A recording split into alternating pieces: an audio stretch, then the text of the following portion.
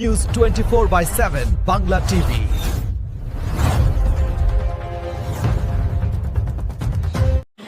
রাজ্যে বিপুল পরিমাণ বিজেপি জয়ের পরে সাউথ দমদম পুরসভার কাজ ব্যাহত হওয়ার জন্য দমদমের অরিজিৎ বক্সী, রাজারহাট নিউ টাউনের তরুণজ্যোতি তেওয়ারি এবং বিধাননগর কর্পোরেশন থেকে এসেছে শারদোদয় মুখোপাধ্যায় তাদের বক্তব্য তুলে ধরেছেন। কাজে যেন কোনো রকম বিরতি না হয়, যথারীতি কাজ চালিয়ে যেতে হবে, তাদের ভয় পাওয়ার কোনো কারণ নেই। দমদম থেকে রাকেশ দাসের রিপোর্ট। কখনো ভাববেন না আমাদের সৌজন্যতা, আমাদের মহানুভবতা, আমাদের দুর্বলতা না। যেটা আইনজ্ঞ অরিজিৎ বক্সী এবং বিধায়ক বলে গেলেন সেটাই মাথায় রাখবেন। আইনের পথে চলুন, আইনের সঙ্গে থাকুন। শাসকের আইন বন্ধ হয়ে গেছে, আইনের শাসন শুরু হয়ে গেছে 5 তারিখ থেকে, সেটা মাথায় রাখুন। কোনো বেআইনি বাড়ি চলবে না। নাগরিককে পরিষেবা দিন, পরিষেবা যদি ঠিক সময় মতো দেন, ভারতীয় জনতা পার্টি তৃণমূল কংগ্রেসের কাউন্সিলরদের পাশে আছে। আইন লঙ্ঘন যদি করেন, চোখে চোখ রেখে আঙুলের সঙ্গে আঙুল মিলিয়ে লড়বো, মাথায় রাখবেন পরিণামটা ভালো হবে না। আইন লঙ্ঘন করবে না।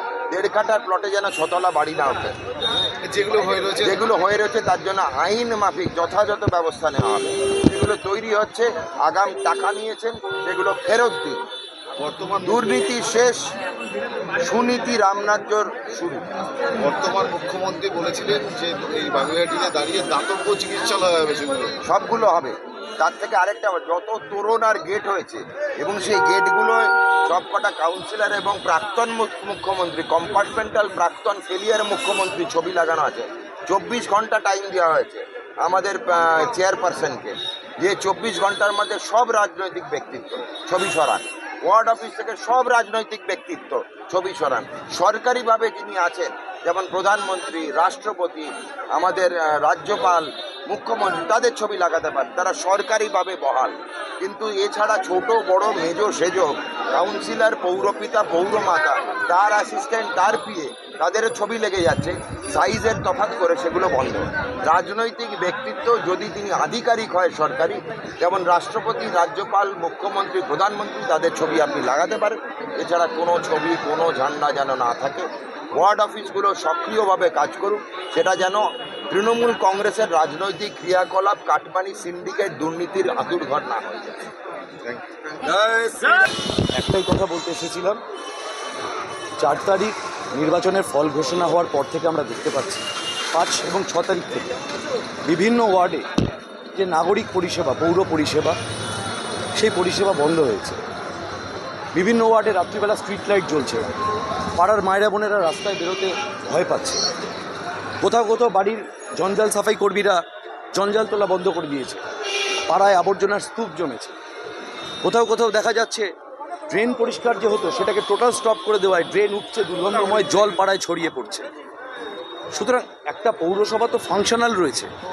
আমরা খুব পরিষ্কারভাবে বলেছি, ওয়ার্ড অফিস যেগুলো রয়েছে, কাউন্সিলরদের বলুন, চেয়ারম্যান ছিলেন এখানে, চেয়ারম্যান ম্যাডাম ছিলেন, আমরা চেয়ারম্যান ম্যাডামকে বললাম যে আপনি কাউন্সিলরদের বলুন যে ওয়ার্ড অফিসগুলো রয়েছে সেখানে রেগুলারলি বসতে এবং সেখান থেকে বসে যেভাবে নাগরিক পরিষেবা দেওয়া সম্ভব, প্রয়োজন পড়লে মিউনিসিপ্যালিটিতে আসবেন।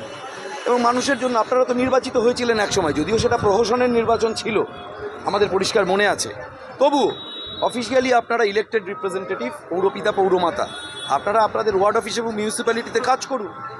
আমরা কথা দিচ্ছি, কেউ আপনাদের ওয়ার্ড অফিস খুলতে বা পুরসভায় আসতে বাধা দেবে না। কিন্তু তার সাথে আমরা এটাও বলেছি যে আমাদের এই ভদ্রতাকে, জেনারেসিটিকে টেকেন ফর গ্রান্টেড বলে নেবেন না এবং এটাকে মিসইউজ করবেন না। আমরা ওয়ার্ড অফিস খুলতে বলেছি মানে এই নয় যে ওয়ার্ড অফিসটাকে আপনি পার্টি অফিসে পরিণত করে দেবেন। ওয়ার্ড অফিসটা পাবলিক প্রপার্টি, পার্টির প্রপার্টি নয়।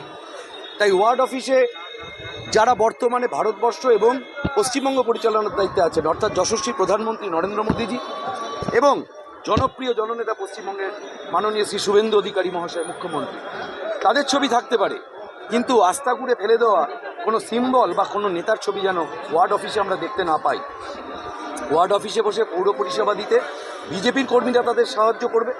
যারা বিভিন্ন সরকারি দপ্তরে, মানে পুরসভার দপ্তরের দায়িত্বে আছেন, তারা তো কাজ করবেনই, কিন্তু পার্টি অফিস ওপেন করে মানুষকে আবার ভীত সন্ত্রস্ত আর কাটমানির সিন্ডিকেট খোলার চেষ্টা করলে সেখানে কিন্তু বিজেপি কর্মীরা রুখে দাঁড়াবে। আপনাকে তো দেখেছিলাম যে আপনি ওয়ার্ড অফিসগুলো খুলে দিয়েছেন, চাবি তাদের হাতে তুলে দিয়েছেন, তারপরেও কোথাও কি একটা আতঙ্কের পরিস্থিতি তৈরি আছে? না, কোথাও আতঙ্ক নেই। বিষয়টা আজকে আমরা আগে থেকে পুরসভার সমস্ত যারা কাউন্সিলর দক্ষিণ দমদম পৌরসভার তাদেরকে আসতে বলেছিলাম, কিন্তু বিজেপির ভয় নয়, মানুষের ভয়, মানুষের সামনে লজ্জায়। কারণ তোলাবাজি সাফারার তো মানুষ।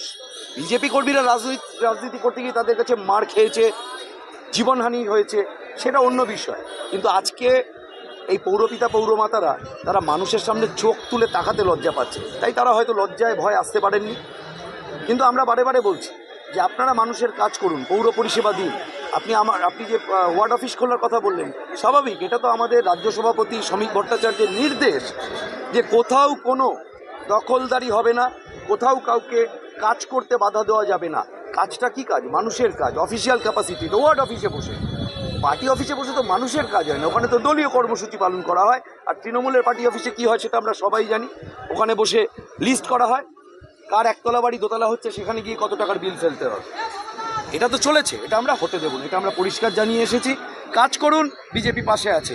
অকাজ করলে বিজেপি সামনে দাঁড়াবে। এরপরেও যদি তারা এলাকার যে সমস্ত কাজগুলো রয়েছে সেগুলো যদি না করে, তার পরিপ্রেক্ষিতে কী ব্যবস্থা নেবে? এই বিষয়ে আমি বিস্তৃত বলার অথরিটি নই। আমরা ভারতীয় জনতা পার্টি খুব রেজিমেন্টেড পার্টি, আমি আমার জুরিসডিকশন বুঝি। পৌরসভাকে কাউন্সিলররা কাজ না করলে পরিবর্ত কী পদ্ধতি হতে পারে, পদ্ধতি আমরা সবাই জানি, আমরা সবাই রাজনৈতিক ক্ষেত্রে আছি।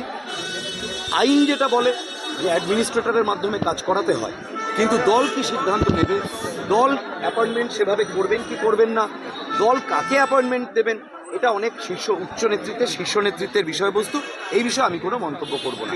বাকি এই বিষয়ে যা বলার আছেন আমাদের সিনিয়র মোস্ট বিধায়ক এই অঞ্চলের